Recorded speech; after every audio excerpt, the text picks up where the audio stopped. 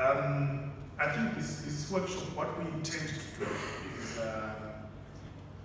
to get to understand each other and understand issues to do with energy, and also to understand from our side, for us to understand your viewpoint, so that probably when we leave this workshop by tomorrow, I think, we will have a better reporting on energy issues.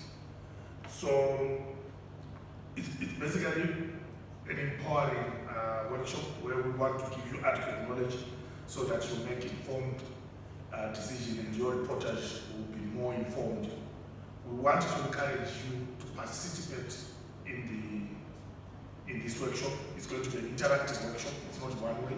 We will obviously have some presentation coming through from people from Zera, but we want you to question so that you understand the presentations.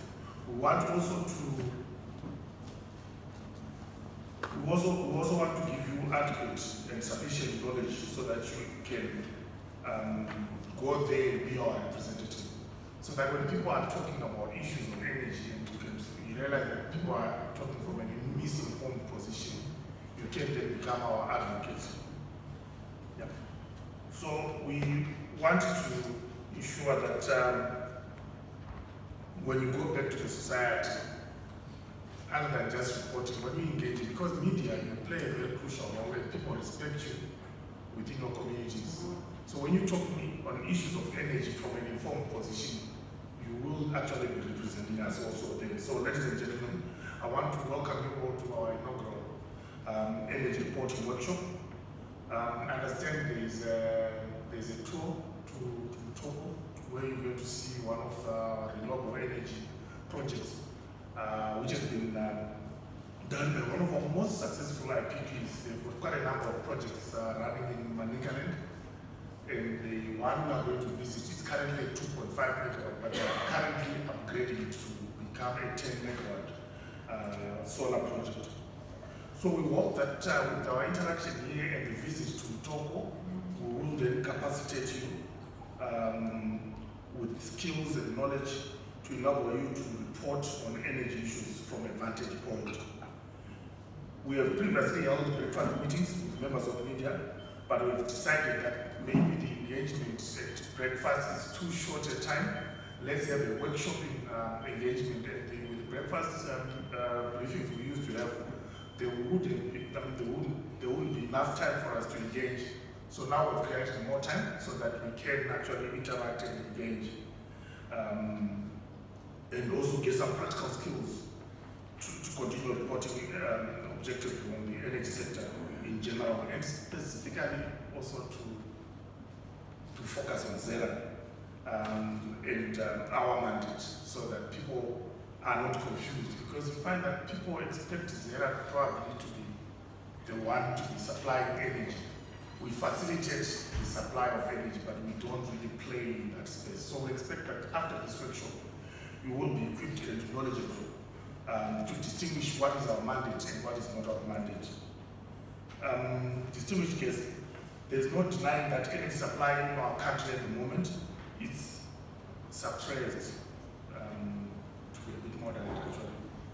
We have serious electricity issues, we've got serious fuel issues, there are queues all over. We have load shedding upward of 18 hours a day. It's not something which us as a regulator would really want to persist in our country. We would want to see this issue addressed. Our biggest power plant, which is Kariba, is operating at 30%.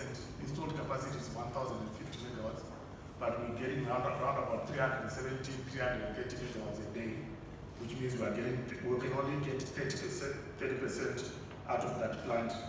El Wange, which is our second, is also operating at about 60% of our capacity. Wange is mainly to do with an aging plant, which is way past its useful life. There should have been some life extension on the project. But because of financial constraints, we just sweating it out, but obviously we are sweating it out with some consequences. where we've realized that the plant cannot be at full capacity. For Kariba,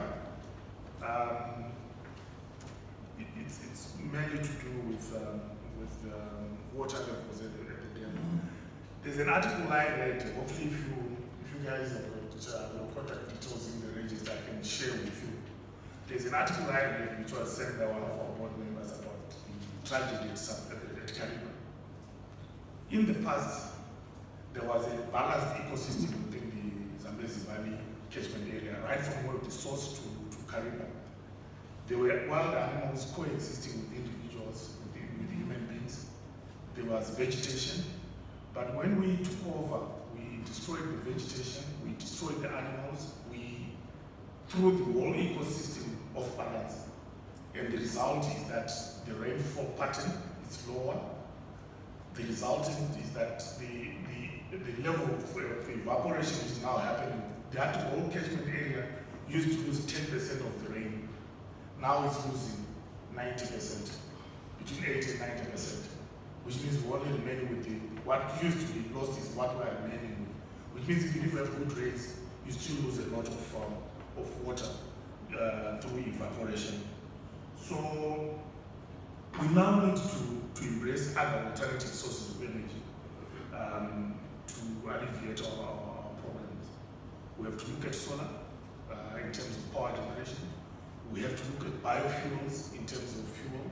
We're already using ethanol to blend with petrol, but we should also be moving towards maybe biodiesel. I'm not sure when we're going to Togo if there's any chance to pass through Fairmount Engineering, just to have an appreciation, or even just to have a look at the fuels they are preparing to put Jatropha so that we can have some biodiesel. They are producing, but they are producing very little to make any impact to our fuel supplies. So energy supply challenges cannot be resolved in isolation. The generation of energy is intricately linked to the environment. Energy supply should be sustainable. We should not damage the environment because normally the environment, when it hits back with tragic consequences. I think we recently witnessed Cyclone Idai. That's a result of climate change, which is caused by the impact of our misbehavior to the environment. So they've been calls to construct more thermal power plants, despite the advantages in thermal power generation technology to make generation more efficient and cleaner. Fossil fuels such as coal continue to pose a danger to the environment as they leave a drastic carbon footprint, which in turn accelerates climate change. Ladies and gentlemen, we have all seen the devastating effects of climate change, like I indicated, in Cyclone Idai. The issue, I remember growing up as a kid, watching news at 8. The temperatures for London, they used to give temperatures as we used to go to London, Rome, some city in Germany, I think. So they used to give us temperatures for those areas. Hardly would they drop above 20 in their summer. But now they're 87%. They are having heat waves in England, which was unheard of. So the climate change is real, and we need to behave to handle them, to stop that from continuing to happen. The climate change is also glaring reality when you look at Kariba Dam, the water levels there. This in turn has led to water rationing for use at the strategic hydropower plant. And it's unfortunate we just commissioned 2 new generating units to give us an additional 300 megawatts. But we can't utilize them because there's no water. While we continue to generate thermal and hydropower at state utilities and the IPP plants, we need you to assist us in spreading the renewable and alternative energy as well as the energy efficiency gospel. Investors, both local and foreign, are invited to set up power generating plants, preferably powered by renewable energy sources such as wind, solar, and waste to energy, among others. Waste to energy, we have to be very careful when we're doing that. It has to be done in a sustainable manner so that it doesn't also leave a carbon footprint into the environment. Individuals can also take advantage of the repeal of duty on solar and energy efficient equipment. Recently, There was addition of storage batteries, which had to scrap from them. So we can actually take advantage of this and install solar panels, and the system we will install at our homes can actually be connected to the grid, so that we can benefit from the net metering scheme. And we would want to, I think after this workshop, I hope we'll do have a presentation on net metering engineers. We need these ladies and gentlemen to run with that. We need to conscientize people on the net metering and the benefits of net metering. Basically what it is that when you have your solar system on your rooftop, you are connected to the grid. What then happens is when you're producing more during the day than you're consuming, you actually put power to the grid. And when you're now not producing, say at night, and your storage is run out, you can actually draw from the grid. But you are now drawing what you have already banked to the grid. Though the credit I think you get is less than what you would have put through, but I think it's a worthwhile investment. And it actually should reduce our dependence on the grid, and it should also reduce the electricity charges at household level. We also want to challenge through your advocacy our young scientists and engineers to continue innovating on how we can use local materials to manufacture batteries to add value to our vast lithium deposits. We heard of the Accura's lithium deposits are quite substantial, but we might not benefit from it if we don't do anything about it. We will see that lithium being exported as a raw material, also, and then it comes back as a battery at a much higher value. So we need to start making noise from the press around those issues, so that our young scientists and engineers can come up with innovative ideas on how best we can add value to our natural resources, so that we benefit from them. We also need to, through your involvement, to talk more about demand-side management and energy efficiency. There are opportunities in that aspect. People use electricity, people use fuel negligently. You would find that if you walk in an area at night, you'll find that most buildings will be lit, yet there will be no one in there. You find that people make unnecessary trips at times, maybe overload their vehicles when they're traveling. That leads to consumption of more fuel than what you would normally do if we preach a lot around the issue of energy efficiency and energy conservation.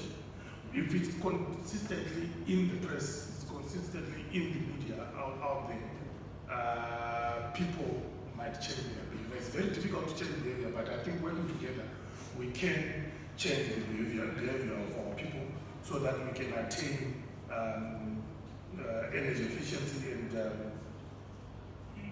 conserve our energy. The Zimbabwean situation is a very, very worrying situation in terms of energy consumption. In power, consumption for domestic constitutes 28.8%, while mining is taking 17%, agriculture 5.9%, industry 26%, and institutions including public lighting as well 21.8%. A similar scenario is obtains also in the fuel sector. I think we consume in excess of 48% of our fuel for just driving around. We are not producing. We should be using energy to produce, so that we can support our consumption. But at the moment, we're just consuming.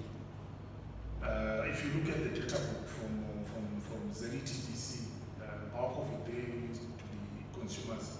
Thanks to prepaid metering, that scenario has since been changed to now we have the parastatals and local authorities being the biggest debtors. But we cannot sustain an economy through consumption without producing. We need to shift our consumption pattern of energy to be more productive, so that we can support our consumption. If all domestic consumers were to switch to solar water heating, use energy efficient appliances, adopt LPG for heating, use biogas, and also move on to net metering. And we have our industries also using power efficiently and conserving power. We should be in a position to save upwards of 300 megawatts, which we can then use for other purposes. So we will export. We can earn foreign currency through exporting power. If we conserve power which we have and end up exporting, that can actually help us. I will not preempt presentations which are going to be done by the team from Zera, but we expect that those presentations should impart some knowledge to you, ladies and gentlemen, so that when you go back to your centers, you can actually report on energy issues from an informed position. You can actually play as our advocacy group out there, singing from the same tune with us, so that people are knowledgeable. I'm actually honored, ladies and gentlemen, to welcome you all to this energy reporting workshop, and sincerely hope that it is going to be mutually beneficial. It's not going to be one way. We expect also to get to understand how you function, how you do your reporting. We also would expect you to understand our mandate is there, and what we've taken a liberty to invite some of the critical players in the power sector, ZPC from a generation point of view, and ZETDC from the transmission and distribution. And we expect that the presentations from these two key institutions in the energy sector, power sector to be specific, is going to assist us in understanding the goings on in the power sector. I wish you all fruitful deliberations and a safe trip to Togo. Learn as much as you can, ladies and gentlemen, and I would like to welcome you to this energy reporting workshop.